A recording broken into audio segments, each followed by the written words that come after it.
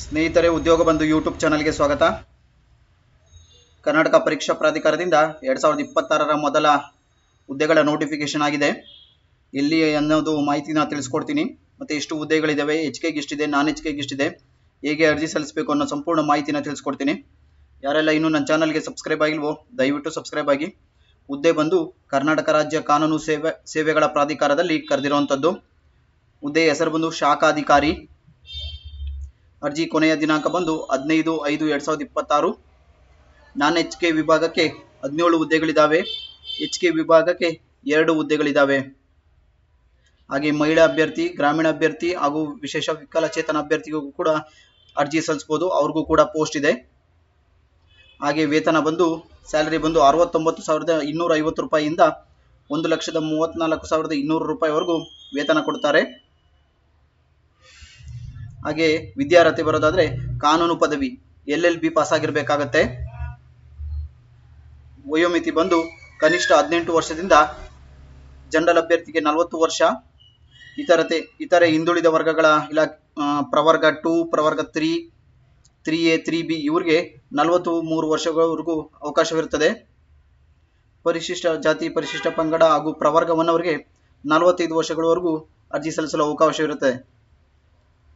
ಹಾಗೆ ಫೀಸ್ ಬರೋದಾದ್ರೆ ಪರಿಶಿಷ್ಟ ಜಾತಿ, ಪರಿಶಿಷ್ಟ ಪಂಗಡ ಹಾಗೂ ಪ್ರವರ್ಗ 1ಕ್ಕೆ ಹಾಗೂ ಫಿಸಿಕಲ್ ಹ್ಯಾಂಡಿಕ್ಯಾಪ್ಗಳಿಗೆ 500 ರೂಪಾಯಿ ಇರುತ್ತೆ.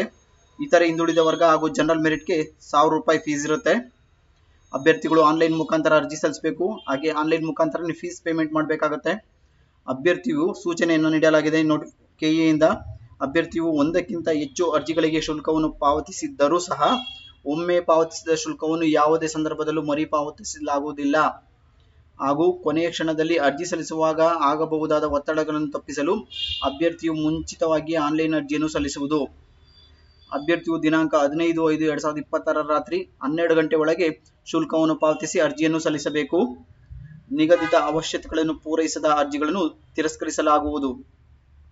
ಸಂದರ್ಶನಕ್ಕೆ ಕರೆಯಲ್ಪಡುವ ಅಭ್ಯರ್ಥಿಗಳಿಗೆ ಅರ್ಜಿಯಲ್ಲಿ ನೋಂದಾಯಿಸಿರುವ ಇಮೇಲ್, SMS, ವಾಟ್ಸಪ್ ಮೂಲಕ ಮಾತ್ರ ತಿಳಿಸಲಾಗುವುದು ಅಂತ ಮಾಹಿತಿನ ತಿಳಿಸ್ಕೊಟ್ಟಿದ್ದಾರೆ.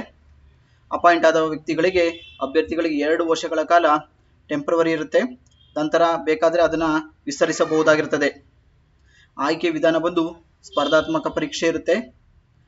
ಪೇಪರ್ 1 ಹಾಗೂ ಪೇಪರ್ 2 ಇರುತ್ತೆ. ಹಾಗೆ ಆನ್ಲೈನ್ ಮುಖಾಂತರ ಅರ್ಜಿ ಸಲ್ಲಿಸಬೇಕು. ವೆಬ್ಸೈಟ್ ಬಂದು kea.kr.nic.in ಈ ವೆಬ್ಸೈಟ್ನಲ್ಲಿ ಅರ್ಜಿಯನ್ನು ಸಲ್ಲಿಸಬೇಕಾಗಿರುತ್ತದೆ. ಹಾಗೂ ಇನ್ನು ಪ್ರಶ್ನೆ ಪತ್ರಿಕೆ ಮತ್ತು ಪಠ್ಯಕ್ರಮ ಬರೋದಾದರೆ ಪೇಪರ್ 1 ಸಾಮಾನ್ಯ ಜ್ಞಾನ, ಪೇಪರ್ 2 ಕಾನೂನು ಸೇವಾ ಪ್ರಾಧಿಕಾರಗಳ ಕಾಯ್ದೆ ಪ್ರಕಾರ ಬರುವಂಥ ಪೇಪರನ್ನು ನೀಡಲಾಗುತ್ತೆ. 2 ಪತ್ರಿಕೆಗಳಿಗೂ 100 ಪ್ರಶ್ನೆ ಇರುತ್ತದೆ. 2 ಗಂಟೆ ಅವಧಿ, 300 ಅಂಕಗಳು, ಕನಿಷ್ಠ 105 ತಗೊಂಡು ಪಾಸ್ ಆಗಬೇಕಾಗುತ್ತೆ. ಸಾಮಾನ್ಯ ಜ್ಞಾನ ಹಾಗೂ ಪೇಪರ್ 2 ಸ್ಪೆಸಿಫಿಕ್ ಪೇಪರ್ ಇರುತ್ತೆ. ಹಾಗೆ ನೆಗೆಟಿವ್ ಮಾರ್ಕ್ಸ್ ಇರುತ್ತೆ. 1/4.75 ಅಷ್ಟು ಕಟ್ ಆಗುತ್ತೆ. ತದನಂತರ ಸಂದರ್ಶನದ ಮೂಲಕ ಆಯ್ಕೆ ಆಗುತ್ತೆ.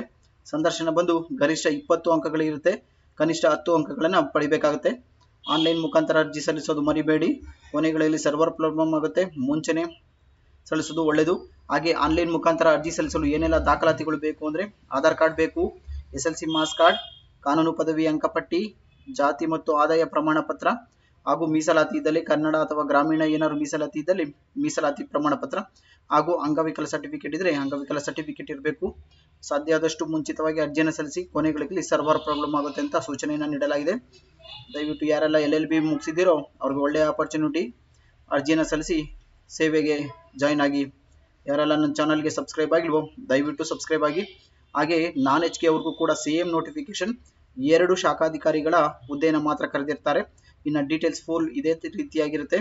ಸಪ್ರೇಟ್ ಅಪ್ಲಿಕೇಶನ್ ಅನ್ನು ಹಾಕಬೇಕಾಗುತ್ತೆ. HK ಅವರು ಸಪ್ರೇಟ್ ಹಾಕಬೇಕು, ನಾನ್ HK ಅವರು ಸಪ್ರೇಟ್ ಅಪ್ಲಿಕೇಶನ್ ಲಿಂಕ್ ಅನ್ನು ಬಿಟ್ಟಿದ್ದಾರೆ. ಆ ಲಿಂಕ್ ಅನ್ನು ಉಪಯೋಗಿಸಿಕೊಂಡು ಅರ್ಜಿಯನ್ನು ಸಲ್ಲಿಸಿ. Thank you.